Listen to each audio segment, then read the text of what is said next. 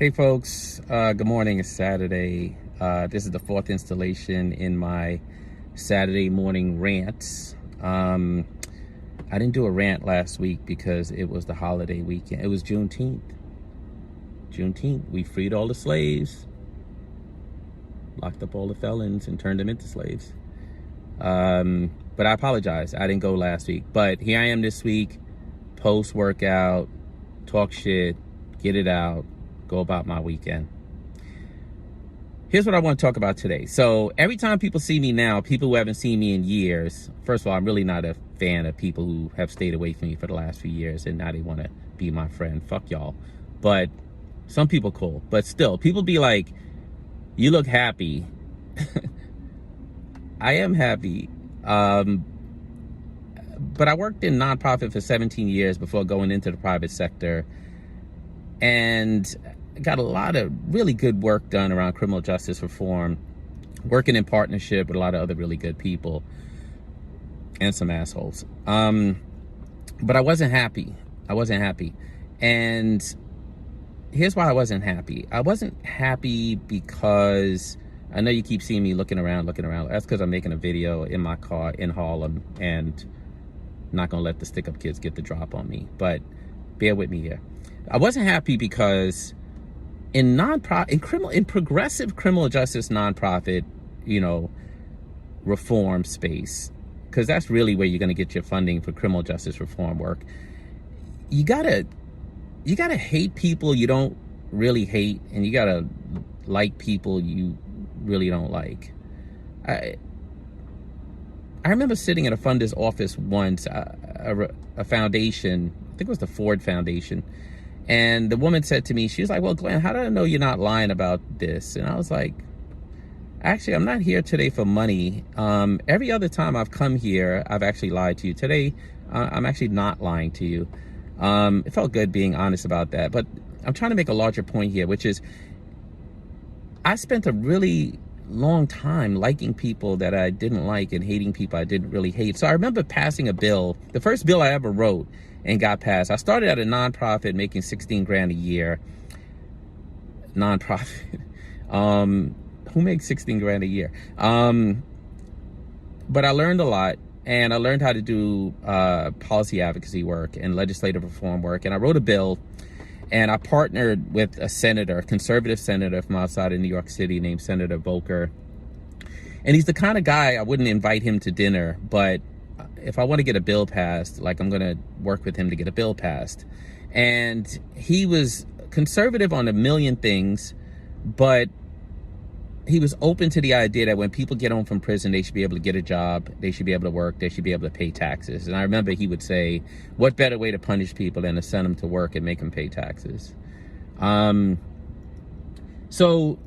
So we partnered on the bill, and because he was so powerful in the legislature, even though I disagreed with him on most things, I knew he could carry the bill through the Senate and get it passed. And he did, and we got it signed by the governor, and it became law. But my larger point is this, like, I work in real estate now through Gem Real Estate. I still work with nonprofits through Gem Trainers, but Gem Real Estate, I buy houses from slumlords mostly, and I renovate them, and I keep them affordable, and I set a very low threshold for formerly incarcerated people and for people on Section 8 to rent those houses. And, people think I'm getting rich off of that. I'm really not getting rich off of that. I literally don't make much money off real estate. I will make money one day, I know that, but I don't make money now off real estate because I'm trying to blend, my interest in building wealth with my interest in helping people, and navigating the real estate space has allowed me to be able to do that. But here's my point. Nobody in real estate tells me I need to like somebody to do real estate with them. Nobody in real estate tells me I need to hate somebody to do real estate deals with them. And it's really refreshing. It feels safe. It doesn't feel toxic. It doesn't feel unhealthy. It doesn't feel like I'm pretending to be something that I'm not. It doesn't feel like I can't be the person who, like, grew up in New York, dealt with all types of people, navigated all types of personalities to get things done.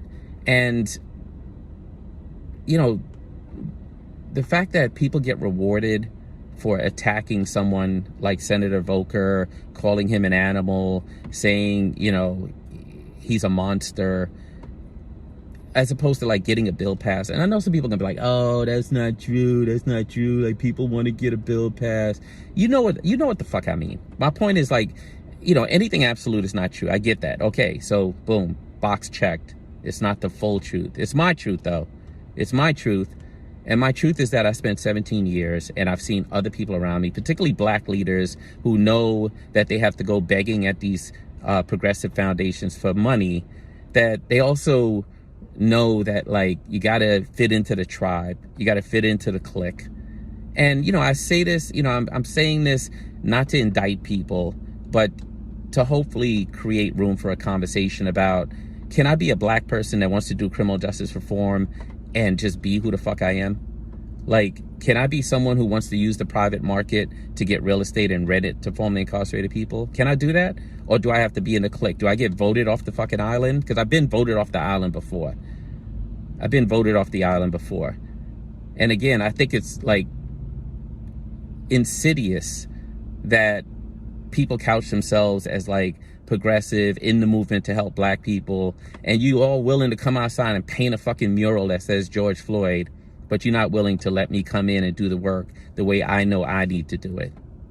I remember when I was doing the work to close Rikers, and Political magazine called me and told me that the then mayor of New York, Mayor de Blasio, decided to say yes to closing Rikers finally, after we chased him all over the goddamn country and spent $5 million to get him to say yes. And then he was using close Rikers messaging to raise money in his campaign the next day.